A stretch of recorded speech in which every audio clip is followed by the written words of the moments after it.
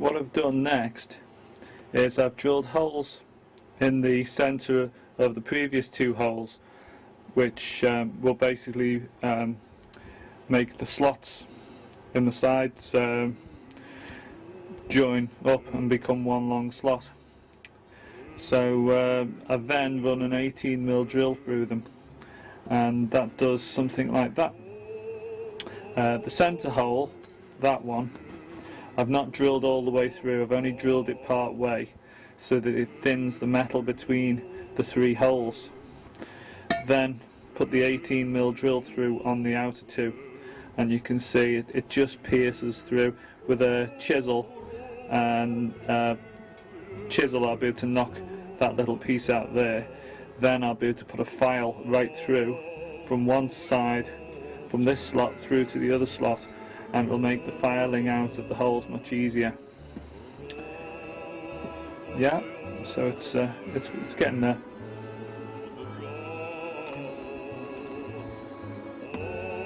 As I say, you then just get your chisel and you knock the centre sections out with a chisel, obviously with a hammer.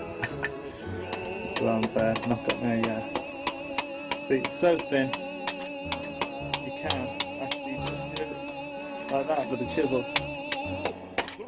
By the time you get, if you get it right and you put the right size drill there, that's how easy it is.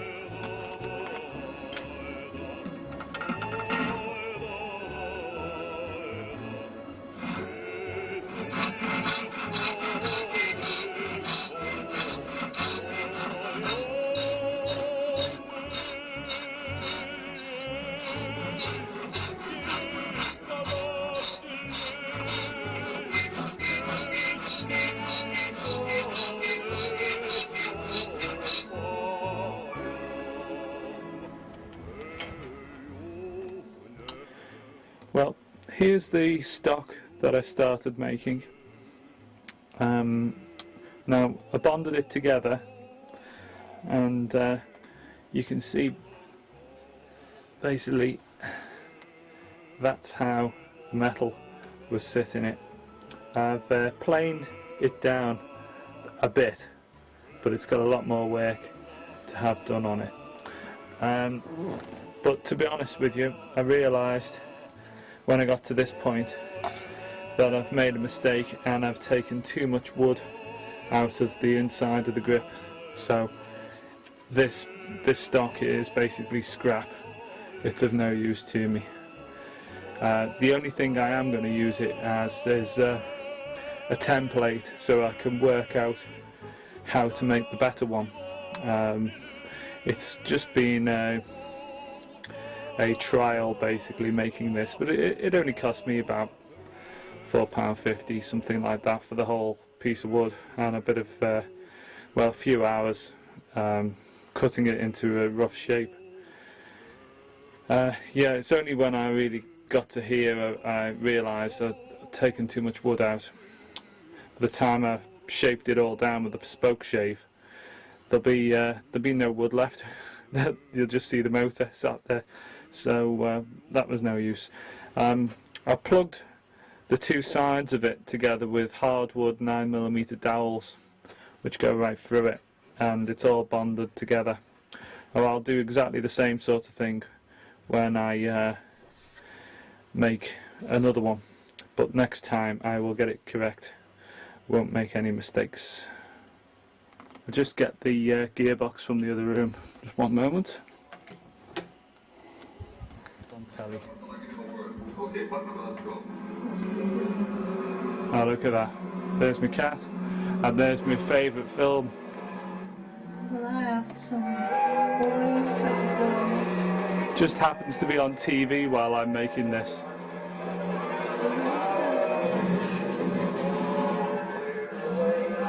Oh well, sacrifices.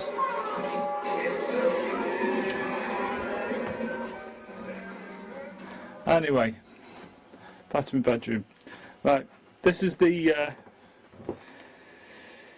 gearbox, and what I've done is I've taken one side of the mechanism off, the fire selector mechanism off the side, which means this part is also removed here.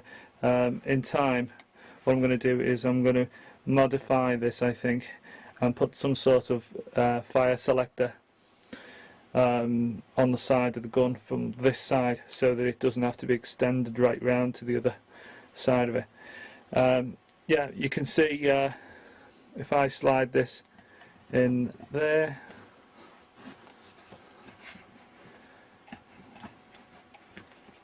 and get it right, there we are. Yeah, so that leaves you with that. So you can see how the gearbox fits in, like so.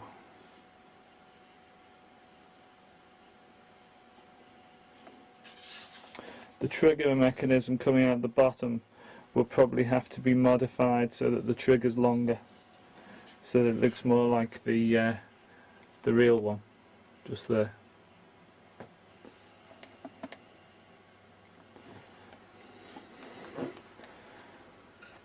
But yeah, you can sort of start to see how it's going to come together.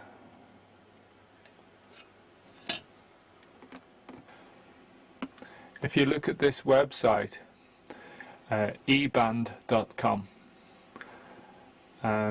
it's supposed to be something about all the airsoft and stuff which eBay weren't allowed to be sold, something like that. But anyway, if you look at this main page on here, they're actually showing the new AGM PPSH41s, which are going to be coming out very soon. But if you have a close look at the picture on this, I think you'll probably see that they're not actually a real gun. These are just a picture. They're just a mock-up being made on a computer. You know, they're not a true photograph. So they may as well have just put a World War II PPSH on there and said that's theirs, because that isn't a real photograph of a real gun. For all I know, their gun doesn't exist yet.